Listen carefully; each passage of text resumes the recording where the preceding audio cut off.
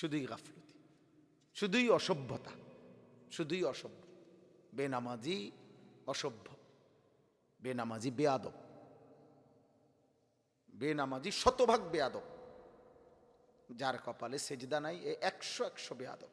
ও কুত্তার চাইতে খারাপ, ও জানোয়ারের চাইতে খারাপ। ওর কোনো তুলনা নাই, ওর সাথে কুত্তারও তুলনা হয় না, শুকরেরও তুলনা হয় না। কিতাবে আছে যে বুজুর্গানে দিন বলছে কুত্তা লজ্জা পায় বেনামাজিকে দেখলে, বেনামাজিকে দেখলে কুত্তা লজ্জা পায়, শুকর লজ্জা পায়। কোনো কারণ নেই, এমনি আর কি, পড়লা না আর কি, কি লেগে পড়লা না, পড়লাম না আর কি, কোনো কারণ নেই, খামখেয়ালি, গাফলতি। এই জন্য বললাম আর কি, প্রত্যেক জাহান্নামী সেদিন বলবে আহা আমি ইজিলি পারতাম, আমি অনায়াসেই পারতাম, আমি একদম বেশি বোকামি করে ফেলছি, নিজের হাতে নিজেরে শেষ করে দিলাম। ইয়াউমা ইয়াআদ্দু যালিমু আলা ইয়াদাইহি, আল্লাহ বলে পাপী সেদিন নিজের আঙ্গুল এরকম দাঁত দিয়া নিজে কামড়াবে, আফসোস করে। হাসরের দিন নিজের আঙ্গুল নিজে কামড়াইয়া এরকম ছিঁড়া ফেলতে চাইবে, আহা কি করল। আমরা বলি না যে কি ভুল করলাম, কি লেগে কথাটা কইলাম, কেন তার লগে লেনদেন করতে গেলাম, ইস আমার কয়েকজনই নিষেধ করছিল, আমি কোন বেকুবে পাইলো আমারে, আমি কি লেগে তারে টাকাটা দিলাম, আজকে এই দরাটা খাইলাম।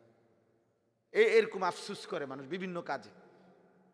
আল্লাহ বলে জাহান্নামী এমন আফসুস করে আঙ্গুল কামড়াইয়া ছিঁড়ে ফেলবে যে আহা কি করল, আমি একদম সুস্থ সবল ছিলাম, অনায়াসে আমি নামাজ পড়তে পারতাম। এই জন্য ভাইয়া এই উপলব্ধিটুকু অনেক বড় নিয়ামত। আপনি দেখেন জামাল ভাই, দেখেন যে বেনামাজি কি পরিমাণ, আপনি দেখেন তোমরা এখানে যারা বছর নওজোয়ান, সিংহভাগ 90% 98% বেনামাজি। চেহারা দেখলেই বোঝা যায়, বেয়াদবের চেহারা দেখলেই বোঝা যায়, অসভ্যের চেহারা দেখলেই বোঝা যায়, হাইওয়ানের চেহারা দেখলেই বোঝা যায়। রাগ করে চলে যাও, অসুবিধা নাই। আমি তো বললাম না আমি তো জনপ্রিয়তা যাচাইয়ের জন্য আসি নাই। তুমি বলো না বলে যে হুজুর আপনি এত বড় কথা কইলেন, শুনলাম না আপনার ওয়াজ, আপনার মতো ব্যাড হইতে কইলাম না, বুঝেন নাই। আমিও একজনকে বলবো, অসুবিধা কি, একজনকে বললেও নিয়ে কি হয় জানেন, আল্লাহর কথা একজনকে শুনাইলে নিয়ে কি হয়, কথা বলেন না তো, আমার নিয়ে কি না দরকার, আমার তো স্বভাব দরকার, আমার স্বভাব দরকার। তো একজনকে বললেও তো কি হয়, স্বভাব হয়। এই জন্য প্রিয় ভাই রহম করো, মনোযোগ দাও আল্লাহর কথার। এই জন্য শুরুতে এটা শক্ত বলে নিলাম। কি কারণ থাকতে পারে, কি কারণ থাকতে পারে, একটা সুস্থ স্বাভাবিক মানুষ কতক্ষণ টোটো করে ঘোরে, একজন স্বাভাবিক মানুষ বুদ্ধি বিবেক সম্পন্ন মানুষ কতক্ষণ আড্ডা দেয়, একজন বিবেকবান মানুষ কতক্ষণ মোবাইল টিপে,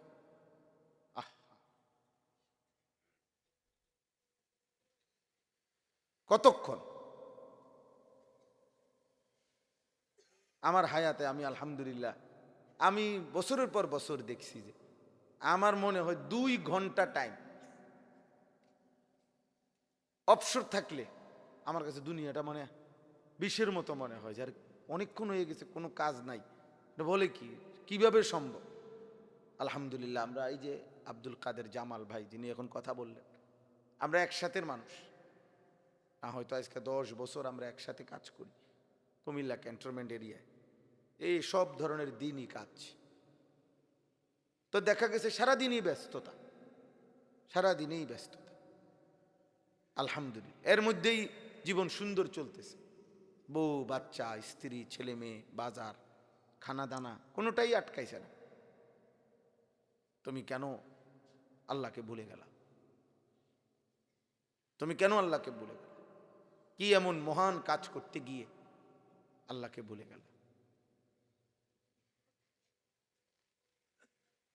আল্লাহ আমাদেরকে বুঝ দান করেন, আল্লাহ আমাদেরকে বুঝ দান করেন। আলহামদুলিল্লাহ, আলহামদুলিল্লাহি নাহমাদুহু ওয়া নাস্তাঈনুহু ওয়া নাস্তাগফিরুহু ওয়া নু'মিনু বিহি ওয়া নাতাওয়াক্কালু আলাইহি ওয়া নাউযু বিল্লাহি মিন শুরুরি আনফুসিনা ওয়া মিন সাইয়্যাতি আ'মালিনা। মান ইয়াহদিহিল্লাহু ফালা মুদিল্লা লাহু ওয়া মান ইউদ্লিলহু ফালা হাদিয়া লাহু। ওয়া নাশহাদু আল লা ইলাহা ইল্লাল্লাহু ওয়াহদাহু লা শারীকা লাহু ওয়া নাশহাদু আন্না সাইয়্যিদানা ওয়া হাবিবানা ওয়া মাওলানা মুহাম্মাদান আবদুহু ওয়া রাসূলুহু। আম্মা বা'দ فأعوذ بالله من الشيطان الرجيم. بسم الله الرحمن الرحيم. قل هو الذي أنشأكم وجعل لكم السمع والأبصار والأفئدة قليلا ما تشكرون. قل هو الذي ذرأكم في الأرض وإليه تحشرون. ويقولون متى هذا الوعد إن كنتم صادقين. قل إنما العلم عند الله وإنما أنا نذير مبين. صدق الله مولانا العظيم. وقال نبينا صلى الله عليه وسلم ما رأيت مثل الجنة نام طالبها وما رأيت مثل النار نام هاربها. اللهم صل على محمد وعلى آل محمد كما صليت على إبراهيم وعلى آل إبراهيم إنك حميد مجيد.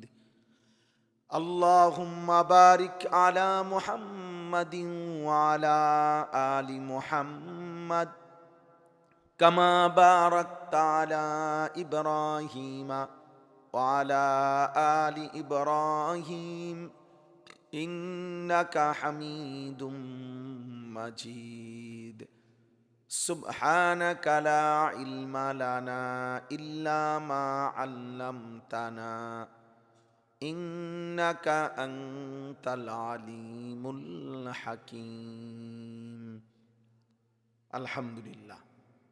আল্লাহ পাক রব্বুল ইজ্জত জুল জালাল ওয়াল ইকরামের ফজল কারাম, রব্বুল আলামিনের ইহসান, মেহেরবানি, দয়া, আল্লাহ তাআলা আমাদেরকে আজ 2 মে 2026 রোজ শনিবার কুমিল্লা জেলা দাউদকান্দি উপজেলাধীন ইলিয়টগঞ্জ টামটা দাওরায়ে হাদিস বালিকা মাদ্রাসার উদ্যোগে আজকের এই ৩য়তম ইসলামী সম্মেলনে আল্লাহ তাআলাই আমাদেরকে আসবার বসবার, আল্লাহর জন্যই জমা হওয়ার তৌফিক দান করেছেন। আলহামদুলিল্লাহ। এই মাদ্রাসাটির নাম হযরত আয়েশা সিদ্দিকা রাদিয়াল্লাহু তাআলা আনহার নামে। নবী সাল্লাল্লাহু আলাইহি ওয়াসাল্লামের প্রিয়তমা স্ত্রী ছিলেন হযরত আয়েশা রাদিয়াল্লাহু তাআলা আনহা। আলহামদুলিল্লাহ, আমাদের বাংলাদেশে বিভিন্ন বালিকা মাদ্রাসা, কওমি মাদ্রাসা, মেয়েদের জন্য যা রাসূলুল্লাহ সাল্লাল্লাহু আলাইহি ওয়াসাল্লামের বিবিদের নামে নামকরণ করা হয় বরকতের জন্য। এর মধ্যে আলহামদুলিল্লাহ বাংলাদেশে অসংখ্য বালিকা মাদ্রাসা আছে হযরত আয়েশা সিদ্দিকা রাদিয়াল্লাহু তাআলা আনহার নামে। এর মধ্যে এটা একটা। নবী সাল্লাল্লাহু আলাইহি ওয়াসাল্লাম ওনার এই বিবিকে অত্যধিক মহব্বত করতেন। নবীজি সাল্লাল্লাহু আলাইহি সাল্লামের সংসারে তিনি 9 বছর বয়সে এসেছিলেন। ওনার বয়স যখন 18 বছর, নবীজি সাল্লাল্লাহু আলাইহি ওয়াসাল্লাম তখন ইন্তেকাল করছেন। তাহলে নবীজির সংসারে তিনি ছিলেন 9 বছর। 9 থেকে 18 হলে কয় বছর হলো? 9 বছর নবীজির কাছে ছিলেন স্ত্রী হিসাবে। এই 9 বছরে মাত্র 18 বছর বয়সেই তিনি বিধবা হয়েছেন। তাইলে 9 থেকে 18, তখনও তিনি কিশোরী যুবতী।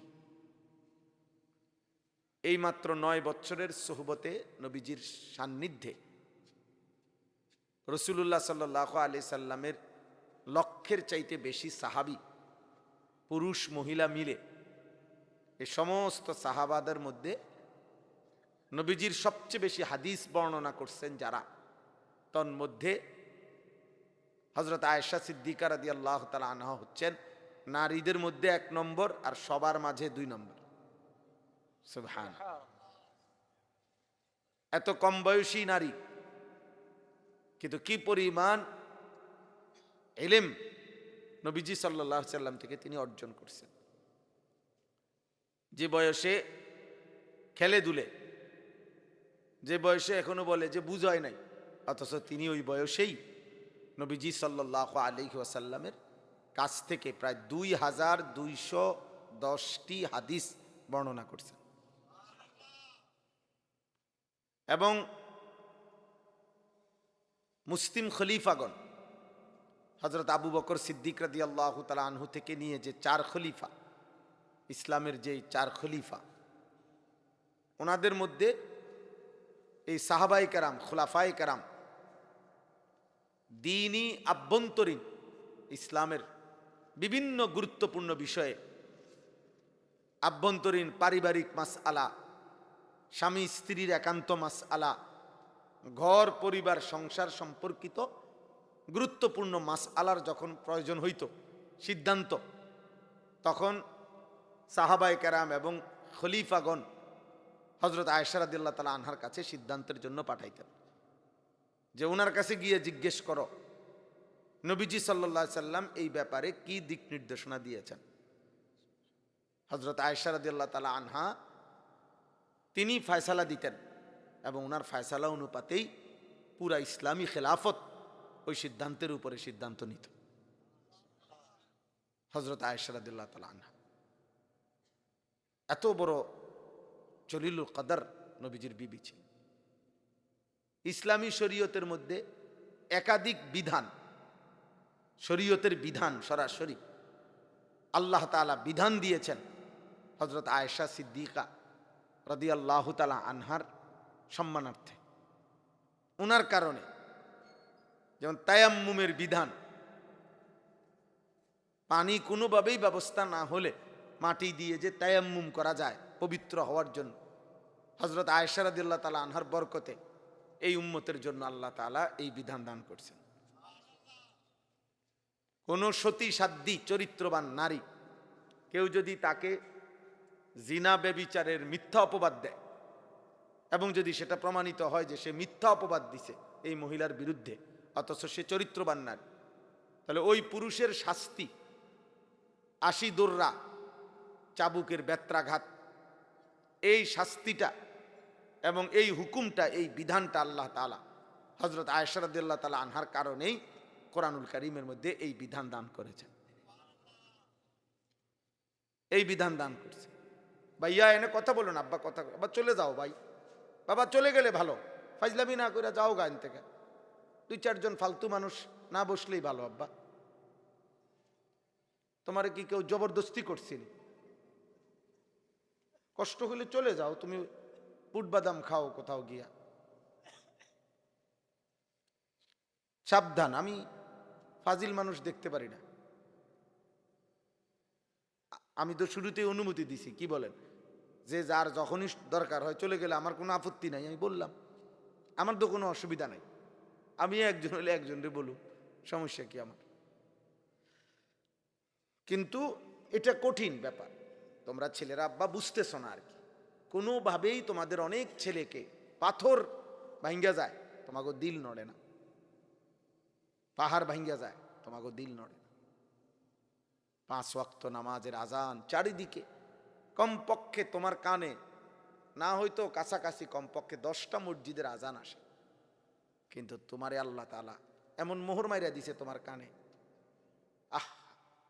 তোমার উপরে খোদার এত বড় লানত পড়ছে যে এক বেলা আজান তোমার কানে ঢোকে না। খোদার এত বড় গজব, এত মসজিদ চারিদিকে, কিন্তু তোমার কপালে একটা সেজদা জোটে না।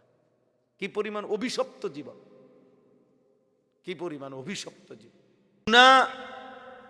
আমি আপনি প্রত্যেকের জন্য এটা কথা, আল্লাহর নাফরমানি যে যত বাড়াবেন, কসম আল্লাহর, নেক কাজের যোগ্যতা তত কমতে থাকবে,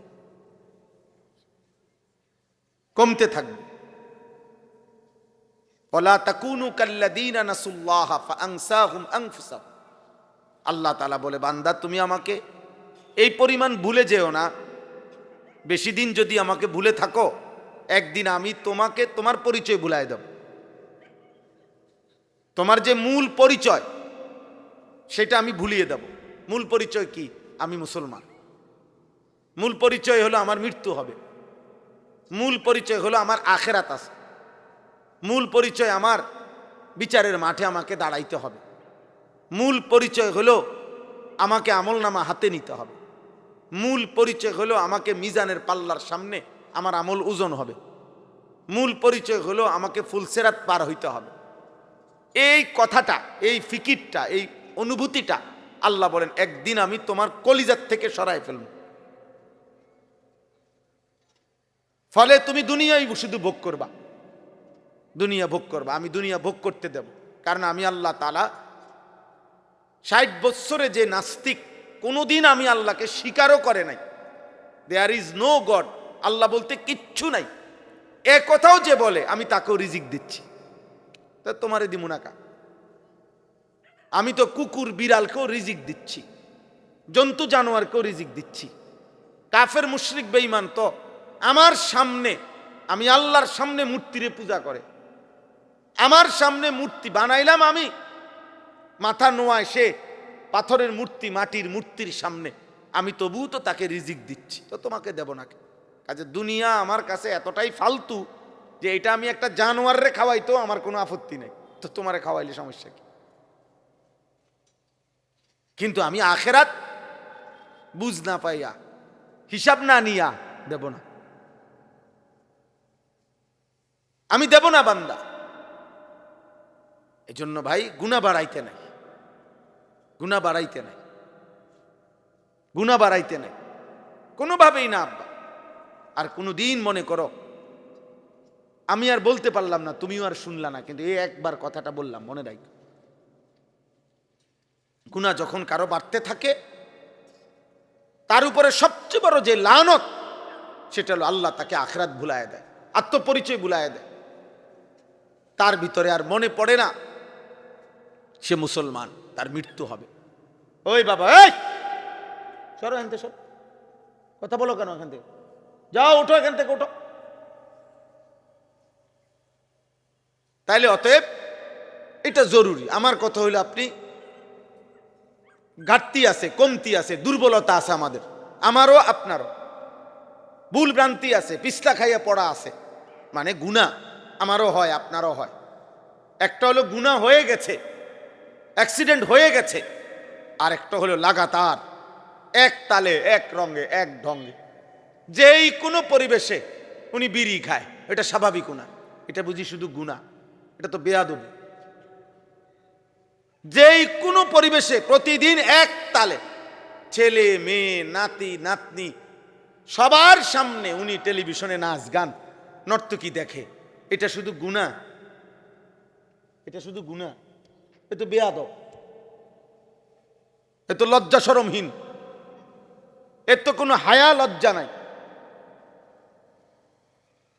এর তো কোনো হায়া লজ্জা নাই।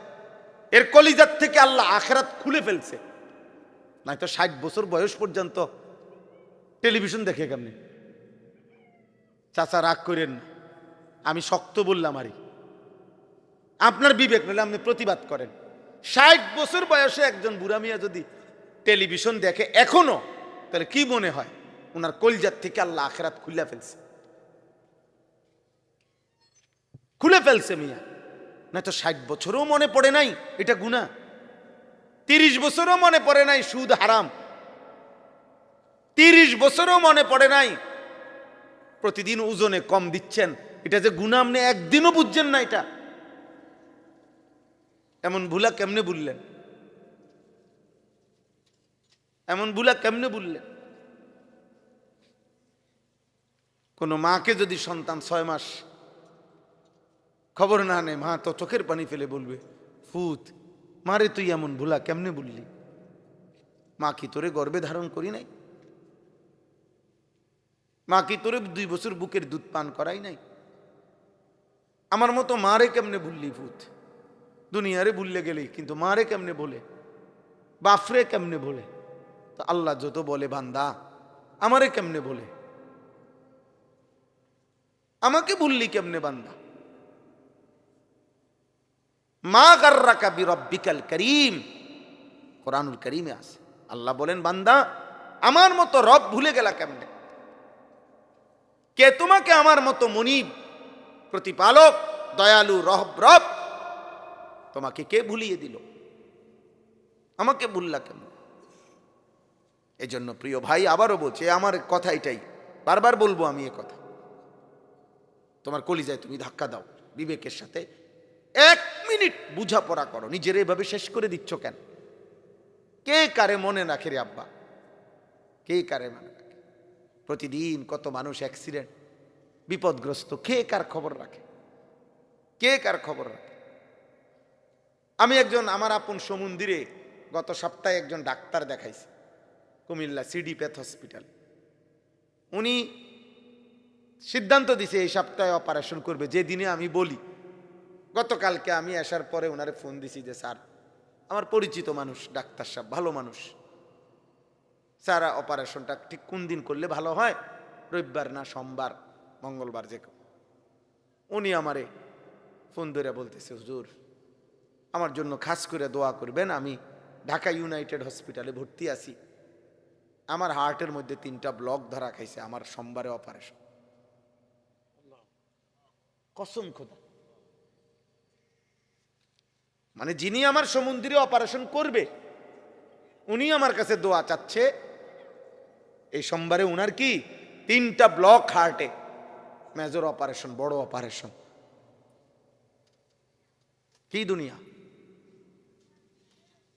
কি দুনিয়া! আমার মাদ্রাসার একজন উস্তাদ গতকালকে, মাওলানা রুহুল আমিন, তার 8 মাসের মেয়ে বাচ্চা হসপিটালের নিচে, বলছে আইসিইউ দিতে। এক হসপিটালের নিচে ওনারা আইসিইউ ব্যবস্থা করতে করতে ওনাদের সিট খালি হইতেছে না, আবার আরেকটা পাশে আরেকটা হসপিটালের জন্য আইসিইউ ব্যবস্থা করে অ্যাম্বুলেন্সে উঠাইছে। এই জামাল ভাই, এখানে দেখা যায় হসপিটাল, এটা মানে ওই যে হসপিটাল, এই পর্যন্ত আইছে বাচ্চাটা মারা গেছে। কালকে আইসা পড়ছে, বুঝছেন না কথাটা? সব রেডি, ওরা দাঁড়ায় রয়েছে আইসিইউ রেডি করিয়া, বাচ্চা এটা এখন ঢুকাবে, এটা সর্বোচ্চ 2 মিনিট বাচ্চাটা মারা গেছে। ফজরের বাদ জানাজা হয়েছে।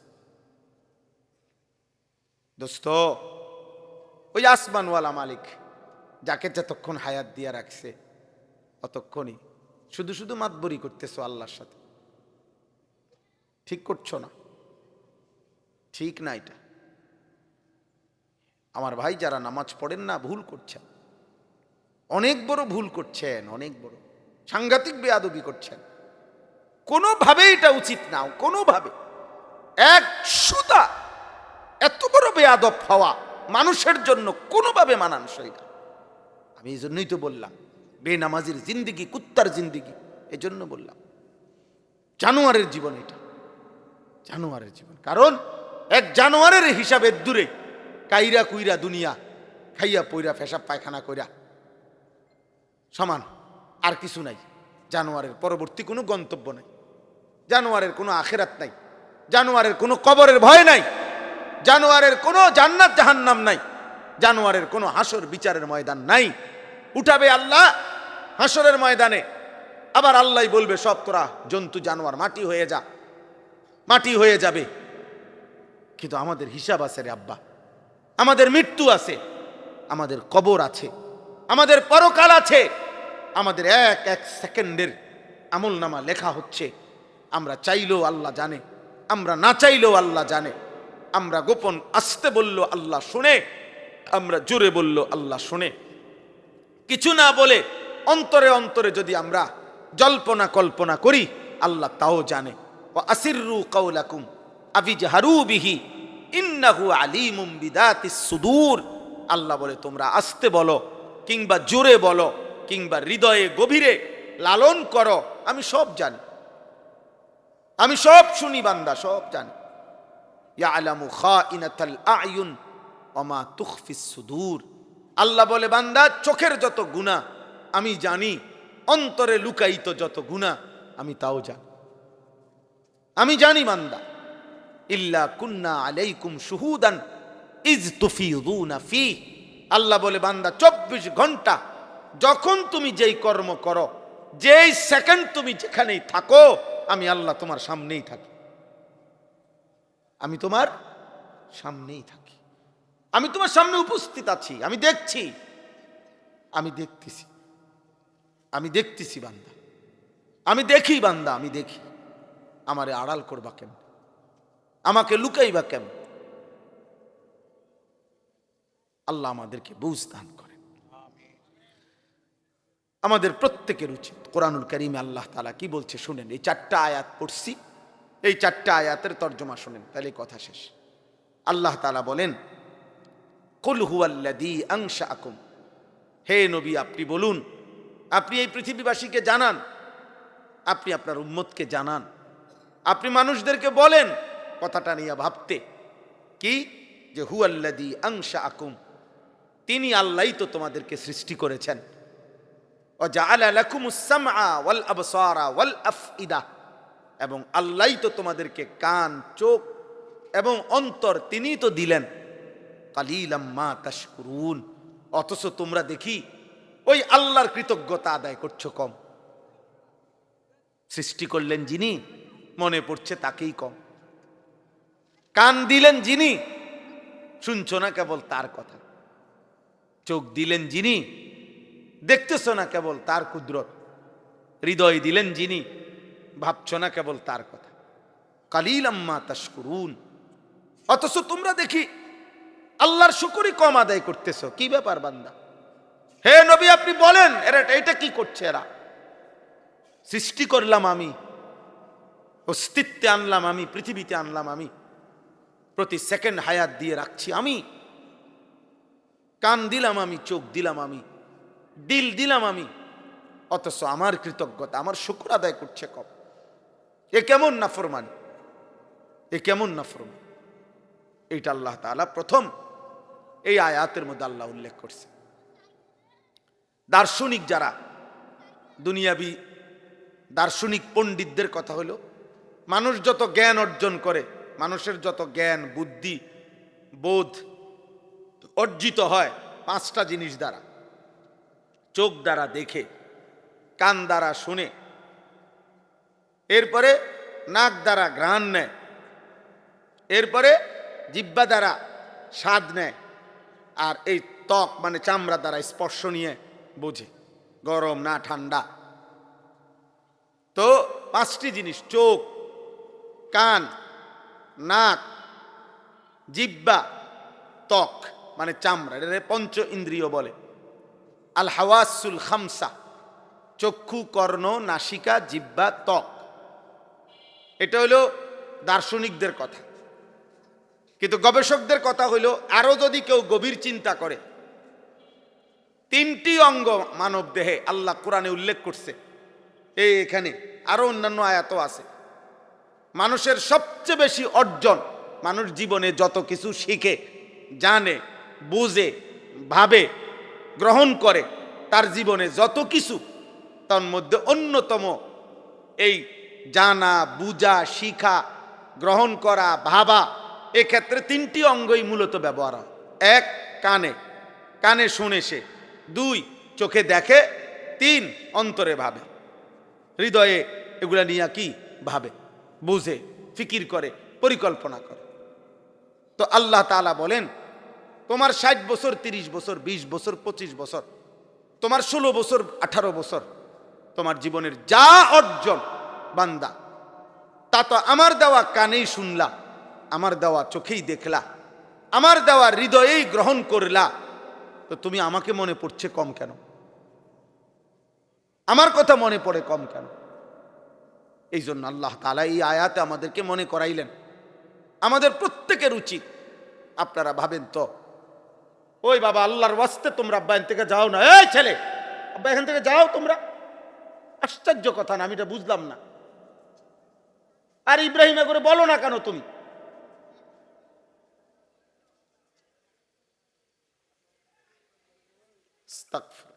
চলেন তো, এই তিনটি অঙ্গ আমাদের জীবনের সমস্ত কিছু, আমরা যত কিছু জ্ঞান, যত বুঝ, যত বুদ্ধি আমরা শিখি, জানি, আহরণ করি এই তিনটি অঙ্গের মাধ্যমে। বিশেষভাবে কান দ্বারা শুনতেছি কোটি কোটি কথা, হাজার কোটি আওয়াজ, চোখ দ্বারা দেখতেছি প্রতিনিয়ত, অন্তর দিয়ে ভাবতেছি প্রতিনিয়ত। এই তিন অঙ্গ আপনি মনে করেন, আপনি মনে করেন একজন মানুষ এই মোবাইল দিয়া মনে করেন, বা টেলিভিশন হোক বা মোবাইলেই ধরেন, নারীর ছবি দেখতেছে, মনে করেন নাটক দেখতেছে মনোযোগ দিয়া, এই সময় তার তিন অঙ্গ ব্যবহার হইতেছে বিশেষভাবে। কানে সে শুনতেছে কথাগুলো, আওয়াজগুলো, চোখে দেখতেছে, এবং এটা নিয়েই তার হৃদয়ের মধ্যে ভাবনা চলতেছে। বিষয়টা কিন্তু এমন না আপনি বলেন যে একজন মানুষ টেলিভিশনে নাটক দেখে, মহিলা নাচতেছে, তার গান শুনতেছে, আর ভিতরে ভিতরে অন্তরে আল্লাহর জিকির করতেছে, নাকি? কথা বুঝছেন কিনা? যা কানে শুনতেছে তাই সে চোখে দেখতেছে, তাই সে হৃদয়ে ভাবতেছে।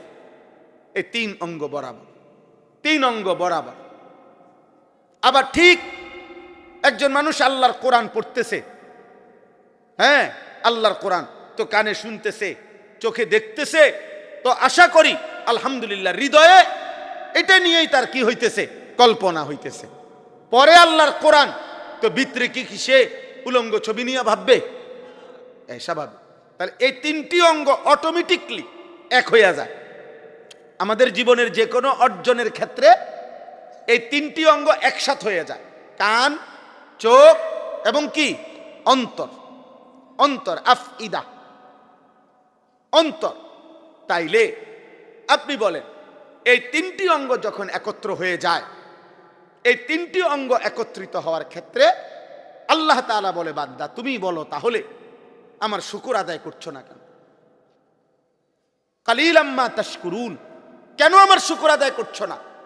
তুমি বলো তোমার জীবনের 24 ঘন্টা কান, চোখ, অন্তর, এই তিন অঙ্গের বেলায় আমারই তো দেওয়া, আমারই তো দেওয়া, তাহলে আমার কৃতজ্ঞতা আদায় করছো না কেন? প্রিয় ভাই বলো, ভাই একজনই বুঝো, একজন সন্তানই বুঝো, তুমি ভাবো না আব্বা বিষয়টা কি? আপনারা বয়স্ক বাবা, আপনারা ভাবেন, আপনারা ভাবেন। তো আল্লাহ তাআলা বলছেন, এবার আসেন আরেকটু কথা, কোরআনুল কারীমের মধ্যে আছে, আল্লাহ বলছে, বান্দা কিয়ামতের দিন আমি কিন্তু তোমাকে জিজ্ঞেস করব। এই জিজ্ঞেস করার ক্ষেত্রে এই তিনটি হুবহু, এই তিনটি অঙ্গ আলাদা জিজ্ঞেস করব। ইন্নাস সামআ ওয়াল বাসারা ওয়াল ফুআদা কুল্লু উলাইকা কানা আনহু মাসউলা। আল্লাহ বলে, নিশ্চয়ই কান, নিশ্চয়ই চোখ এবং অন্তর, এই তিনটিকে আমি আল্লাহর পক্ষ থেকে কিয়ামতের দিন জিজ্ঞেস করা হবে। কানকে আমি জিজ্ঞেস করব, বলো তুমি কি শুনেছ? চোখকে আমি বলবো, বলো তুমি কি দেখেছ? দিলকে আমি বলবো, তুমি বলো কি ভেবেছ? তাইলে আমার কান যা শুনছে, কান তা বলবে, আমার চোখ যা দেখছে তা আল্লাহর সামনে বলবে, আমার হৃদয় সারা জীবন যা ভাবছে, প্রতিদিন নারী দেখলে, ছবি দেখলে, নাটক দেখলে, হারাম পথে চললে আমার হৃদয়ে যত ভাবনা, খোদার কসম এটা আল্লাহর সামনে সে বলে দিবে, আল্লাহর সামনে সে বলে দিবে। আল্লাহ তাআলা বলেন আমি জিজ্ঞেস করব আলাদাভাবে এই তিনটি অঙ্গ, এই তিনটি অঙ্গ। এবার আবার শুনেন, আশ্চর্য, কোরআনুল কারীমের মধ্যে আছে, আল্লাহ বলেন আমার নাফরমানি করলে কেউ, আমি যদি তাকে শাস্তি দেই দুনিয়াতে, কি দিয়া শাস্তি দেই? আল্লাহ বলে আমি তার তিনটি অঙ্গ অচল করে দেই। এমনি দেখতে শুনতে মনে হয় খাইতেছে, ঘুমাইতেছে, চলতেছে, কিন্তু গুনাহ, নাফরমানি, মনের ইচ্ছা মতো চললে আল্লাহর কসম আল্লাহ বলেন এ হুবহু এই তিনটি অঙ্গ, এই যে তিনটা নিয়ে কথা বলতেছি, আল্লাহ বলেন আমি এই তিনটা অচল করে দেই। এক নাম্বার, আফারাআইতা মান ইত্তাখাযা ইলাহাহু হাওয়াহু ওয়া আযাল্লাহু আল্লাহু আলা ইলমিন। আল্লাহ বলেন মনের ইচ্ছা, নিজের খেয়াল খুশির মতো যে চলাটাকে নিজের খোদা বানিয়ে ফেলেছে, নিজের জীবন বানায় ফেলছে, আল্লাহ বলেন আমি তাকে এক নম্বরে ওয়া খাতামা আলা সামইহি ওয়া কালবিহি, আমি আল্লাহ তার কান এবং অন্তরে মোহর মেরে দেই। ওয়া জাআলা আলা বাসারিহি গিশাওয়া, এবং তার চোখের সামনে পর্দা ফেলে দেই। এই তিন অঙ্গ অচল করে দেই।